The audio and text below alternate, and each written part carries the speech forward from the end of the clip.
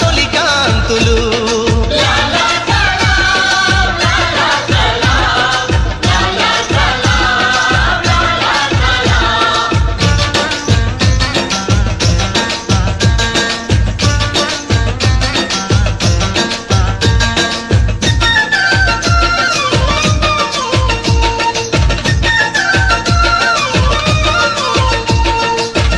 సమాజంలో మనుషులందరూ సమానంగా ఉండాలని చెప్పి భూమి కోసం, భుక్తి కోసం, మాతృదేశ విముక్తి కోసం సాయుధ పోరాట పంథాయే సరైన మార్గమని నమ్మి ఉరికొయ్యలపై ఉయ్యాలలుగినట్టి వీరులార మీకు ఎర్రర దండాలు.